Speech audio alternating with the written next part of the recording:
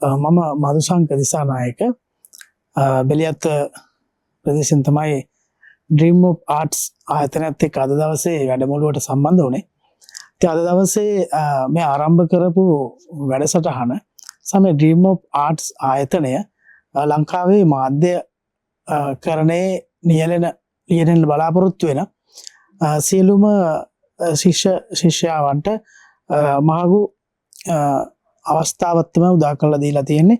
මේ අවස්ථාව වයස් ભેදයකින් තොරව අතරම අද දවසේ මේ වර්ක්ෂොප් එකට ලොකු ප්‍රමාණයක් විශාල ප්‍රමාණයක් ලංකාවේ විවිධ ප්‍රදේශ වලින් ඇවිල්ලා හිටියා. අතරම සාර්ථක වැඩසටහනක් අද දවසේ තිබ්බේ. ප්‍රවීණ මාධ්‍ය වේදීන් දෙපළක් විසින් තමයි මේක මෙහෙවීම සිදු කරේ.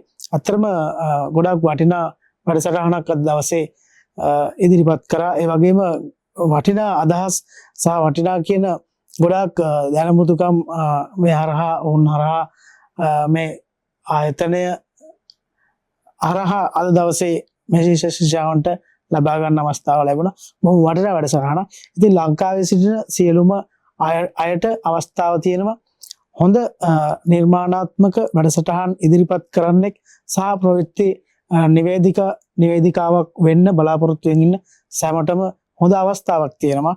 ඩ්‍රීම් ඔෆ් ආර්ට්ස් ආයතනයත් එක්ක ඉදිරිය ලස්සනට පැහැදිලිව පේන්න තියෙන මේ ආයතනයේ ගමන් මඟ සාර්ථකව ඉදිරියට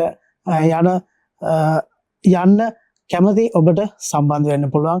මේ ආයතනයත් එක්ක ඉදිරියේදී පැවැත්වෙන පාඨමාලාවන් එක්ක බොහොම ස්තුතියි අද දවසේ මේ වගේ වැඩසටහනක් සංවිධානය කරලා අපිට මෙහෙම අවස්ථාවක් ලබා දෙන්න සම්බන්ධව. Dream of Arts Campus.